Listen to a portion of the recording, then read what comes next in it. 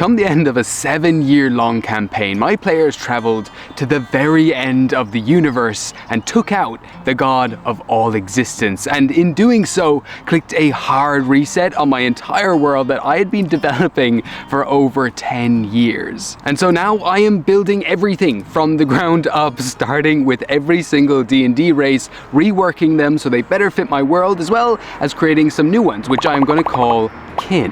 And if you're interested in checking out any of the other kin I've designed so far, I'm going to link a playlist up here and in the description if you want to check that out. Hello, my name is Gabriel Galway, this is the Ugly Goblin, and today we are looking at the children of the mountain, hence why I'm on an enormous rock right now. And so today we are going to design dwarves. We're going to design them right, we're going to do them justice, and if the idea of growing a crystal beard and being made of living stone, if that interests you, then stick around as we dive into this new kin of Gostar. Just moving location. There's too many cars, so we go deeper into the woods. But just before we do, if you are world building like me and you are sick of all of your notes being scattered to the four corners of both this reality and cyberspace, then you might want to check out this video's sponsor, World Anvil. This ingenious suite not only allows you to have all of your GM and world building notes organized in a very professional wiki style format, which in its own right is an absolute godsend, but it's also got built-in DM screens, character sheets, stat blocks, and map integration. And World Anvil doesn't just cover D&D either, it covers 106 different TTRPGs, including Daggerheart. And look, I ain't gonna lie, D&D has fallen off quite a bit, and so it's totally understandable if you are branching out to other TTRPGs, but you still want to keep all your old world building notes. Well, World Anvil makes that whole process just so easy. So for starters, you can forget about D&D Beyond, which literally just limits you to one TTRPG, D&D, and also is just filled now with microtransactions. So you forget about that. World Anvil has none of those limits, none of those restrictions. Like I said, it's got 106 different TTRPGs built into it. Like, this is just a little tip from me, but World Anvil actually has a D&D Beyond converter. It's completely free, and it allows you to convert all of your D&D Beyond character sheets into World Anvil. So, you know, if you don't want to make that transition, that's also a possibility. And so if you are interested, do check out worldanvil.com, or you can click the link in the description. And if you like what you see there, try using my code word or my coupon code Goblin, all caps, to get 51% off any premium subscription fee over on the site. So that's worldanvil.com with the promo code Goblin, all caps, to get 51% off. Thank you so much to World Anvil for sponsoring this video. Genuinely, you are just so wonderful to work for, and I just want to say that as well. Like, it's just really nice working with you guys. All right, we get serious. Dwarves, the children of the mountain, people of the stone. They have spent the majority of Gostar's history living within the walls of the mountain, building entire cities underground. They're pretty cool. They're made of stone. They got big beards. Is there any way you'll trust me? I could give you my word as a Spaniard. I swear on the soul of my father, Domingo Montoya. They got everything you could ask for. I'm trying to find a place to put my camera. I think this will do. Nice mossy rock. Beautiful. My ass is already soaking. Let's fix this. How's that for you? Mountains for the dwarves are seen as their own sacred beings with hearts of their own. When a dwarf is born, it's believed that their soul is given to them by the heart of the mountain, of the nearest mountain to them upon their birth. And from then on, they will be forever connected to that mountain and the community that is built around it. And these communities that all consist of dwarves, all connected to the same mountain, are known as geodes. And they are very proud people, very proud of their culture, who they are, and the mountains that they hail from. Also upon their birth, dwarves aren't born with their iconic stone skin, which I'll touch on later, but essentially as they grow, their skin will transmutate, taking on different traits of the indigenous stones that exist within the mountain that they are connected to. And so, for example, if you were a dwarf, say born near Unarum, that beautiful mountain over in Australia, your skin would be made out of that same beautiful kind of reddy orangey sandstone that mountain is made out of. Or alternatively, if you were born near a very fiery volcano-y mountain, then your skin would be made out of a lot of igneous rock, say like basalt or obsidian. And so eventually the beards that you grow and the stone that you bear is an indication as to what geode you hail from.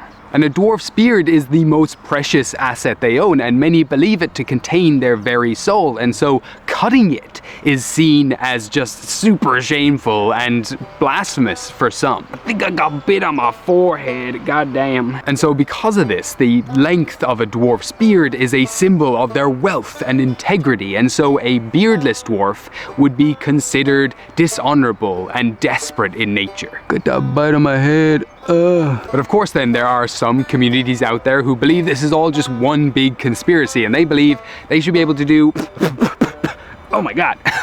And so they believe they should be able to do whatever they want with their beard. So they go and cut it, they sell it, do whatever they like with it. Those communities obviously exist too in this world. But also, by many other dwarves, it's also believed that the beard itself doesn't just contain the soul, but also all of the memories of a dwarf. And so when one inevitably passes away, often their geode will come and reclaim that beard of the dwarf and return it to the heart of the mountain from which they were born. But one interesting thing that I really love about the heart of the mountain, the whole concept of the heart of the mountain, is that this is an entity as well that is seen to only be able to be perceived by dwarves themselves. But people understood for a long time that this heart of the mountain affects dwarves themselves because they have such a deep connection to it. But this was first proved in a large scale in the world when the Fey Lords Abel and Cain, they lifted the mountains of Olympus, one of the realms in Gostar, up into the skies. And so when this happened, the dwarves understood that this changed fundamentally the hearts of these mountains. They were no longer entities of the earth, they were now beings of the sky. And so with their change came the change of all dwarves connected to those mountains. Now, I just think this is so cool because, for us common folk, we look up and we just see mountains. They haven't really changed necessarily, albeit they are giant floating mountains in the sky. But for the dwarves, they were completely different beings. You have to consider as well that these mountains are essentially like the deities of these dwarves. And so when this massive change happened, you can imagine that a load of the dwarves were super against it. And so there was then a massive rift between the traditional mountain dwarves and these new sky dwarves who embrace change, embrace this new age. And of course the OG dwarves, they wanted to keep the word mountain because they also don't believe that these new things flying in the sky are mountains anymore. They see them as a completely different creature altogether. And so the true dwarves wanted to still be called mountain dwarves because they are connected to mountains. But the sky dwarves got their new name because, well, they're up in the sky now. So as we walk through the woods, let's have a look at these dwarves, the kind of typical designs. I went for the two of them. And then after that, we'll look at some powers and abilities and kind of some story hooks and everything else along the way. So let's go. But also, if you're enjoying this video, please do like and subscribe so you don't miss out on more kin that I am designing in the future. Share it around DMs, share it with your players, share it with your DMs. And while I have you, I just want to take a moment to give a very special thank you to all of my incredible patrons who keep this channel going. You are the lifeblood of this channel, and I just want to say from the bottom of my heart, thank you so much. And a very special thank you to my hero goblins, Bridge on the Lake, and to Tom WDW. Thank you to all of my Giga Chads, my fancy goblins and pajama goblins, and just to everyone, anyone who has supported me in any way over there on Patreon, just by buying a little PDF or sharing it around. It all just means the world to me, honestly, truly.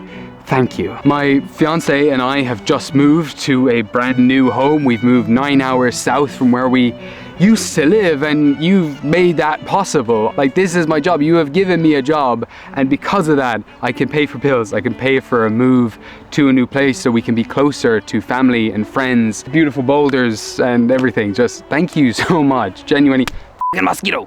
Just thank you from the bottom of my heart. If you want to support me, check out my Patreon. There's a bunch of homebrew. I make new homebrew every single month over there. Check it out. Thank you genuinely from the bottom of my heart.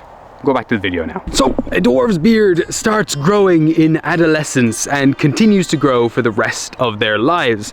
And it can grow in two different forms. It can grow as a solid crystal that grows out of their face, or alternatively, it can grow as crystalline hairs, often with the latter being made of a much more precious gemstone. And this is kind of basically to balance out the same value. So basically, if you've got crystalline hairs, if you've got a big chunky crystal growing out of your face, you know, it's all going to be the same value, and I'll get to that in the mechanics.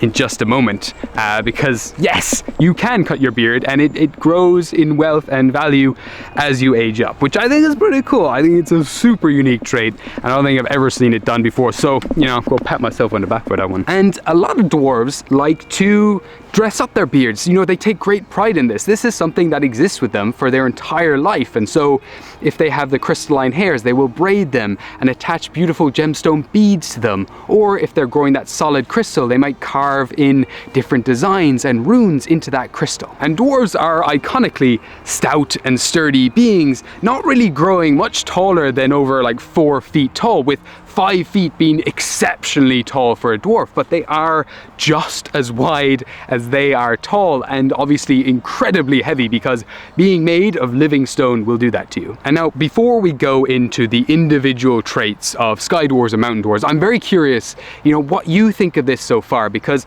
you know, from my own experience, many people, when they design dwarves, they keep them either the exact same, maybe adding a bit of lore here and there, but essentially they kind of just look like humans. But then every time I've seen someone do a radical change, they go so far that the dwarf kind of just becomes a whole other creature. And you know, I think, well, what I believe is that people who enjoy playing dwarves enjoy playing them for the aesthetics that they have and the kind of traditions they have. They want to play a bit of a stubborn kind of guy, you know, they want the big beard, they want the stout build, and so with this design, I've tried as much as I can to respect that and focus on those core traits that I think are admirable in dwarves. Admirable is maybe the wrong word there, but you know, maybe like sought after traits. You know, the things that people, yeah, I guess admire, that they are drawn to when they look at the dwarf kin. But let me know in the comments, you know, if you think I've got this right, if you think I'm doing them justice here. Would you play this dwarf if you played it in your game? Would you pick it over a regular dwarf? I'm super curious, and I'll try to answer as many of my comments usually in every video as I possibly can. So I'd love to have that conversation to see if I'm going in the right direction here. Also, any Dragon Age fans out there might have noticed that I've taken quite a bit of inspiration there with, you know, them being children of the stone. I love that concept, and I just wanted to like amp it up that little bit more by literally making them be made of stone and be connected more to the mountain, like their soul literally connected to the stone. And that whole concept that they have as well of, you know, they take dwarves' memories and stuff and they alter history and things like that in Dragon Age. And I kind of wanted to take a bit of inspiration from that with the beards as well, being living memories of those dwarves being returned to the mountain. Essentially the mountain becoming this culmination of all the memories of all of these dwarves who have existed throughout history within that mountain. And I think it's sick. And so when it comes to mountain dwarves, they are a bit more rugged and rigid, really capturing that, you know, essence of dwarf. Essence of dwarf. Deeply rooted in tradition and religion and a life of honor. These mountain dwarves worship their heart of the mountain like it is a deity. They don't worship the traditional pantheon of Gostar. But you know, if you're interested in the pantheon of the Gostar, do check out this video here. If you want help with designing gods, I got a video on that too. And these dwarves typically have like a dull and opaque stone skin, but some of them do polish this up. So you get like some dwarves might be a little smoother and shinier than others, but that's kind of more of a personal taste, I suppose, for certain dwarves.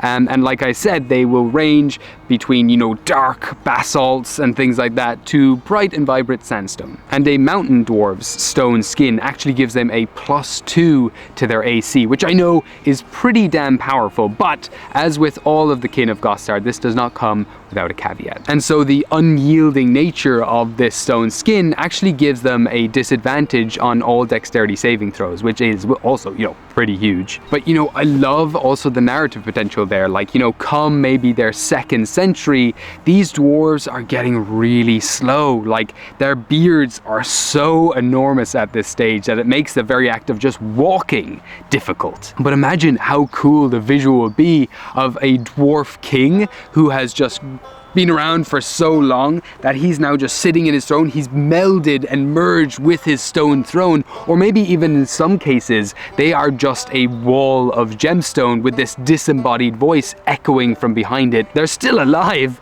but they've just become a freaking wall made of ruby now, and I think that's pretty sick. That gives me goosebumps. I don't know if you can see, I got goosebumps. I just like good storytelling and good world building. It's like, wow. And I know it's a bit of, you know, patting myself on the back here, but I don't know, I think it's cool. What do you think? And these dwarves also, after spending pretty much their entire lives underground in the dark, they have superior dark vision. But one thing I've changed with this is typically with superior dark vision, in areas of darkness and things, you don't see color. You can't differentiate color. However, for dwarves, they can actually see different variations of ores and gemstones and things like that even better in the dark. They actually glow more vibrantly for them, and there's no mechanical benefit here for you, but it's a cool narrative thing if ever you want to expand on that and like add that to your games. Perhaps your players are looking for a dragon horde within a dark cave, and the dwarf can find it out. They can see like the gold glowing around corners, and they just follow that glow until they eventually reach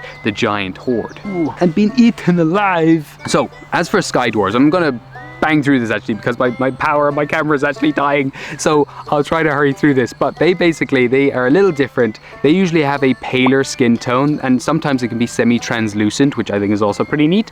And this skin, you know, even though it is super hardy, you know, hardier than most skins of other kin in Gostar, it's nothing in comparison to the living stone skin that mountain dwarves have. However, it is designed in a much different way, and it is to defend against probably the biggest threat in the sky, which is lightning.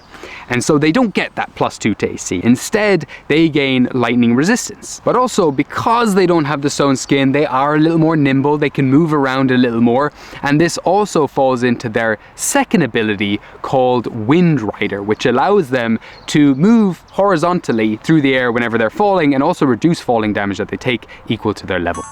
I understand now why Bob Worldbuilder is often coming through his doors with different issues with the outside world, and I appreciate your videos even more. Now, this office space is not camera ready, I'm afraid, but alas, here we are, and we're gonna cover the last little bit about Sky Dwarves before we go. Now, you'll often find Sky Dwarves, because of their versatility in the air, hopping from Sky Island to Sky Island, usually on a sky ship, collecting bottles of lightning because they are so suited to that line of trade because of their naturally resistant bodies. And you'll find a lot of Sky Dwarf geodes come in much more softer hues than their mountain cousins. These are hues that reflect that of the sky rather than stone. So you've got beautiful sunset colors in here, as well as grays and golds and white, and of course you've got the beautiful vibrant blue of the sky in there too. Personally, I like to believe that these hues come from what the sky looked like during the time of their birth. So during a sunset or sunrise, you'll have these kind of baby blues and pinks and oranges in a Sky Dwarf. Or if it was grey, cloudy, stormy day,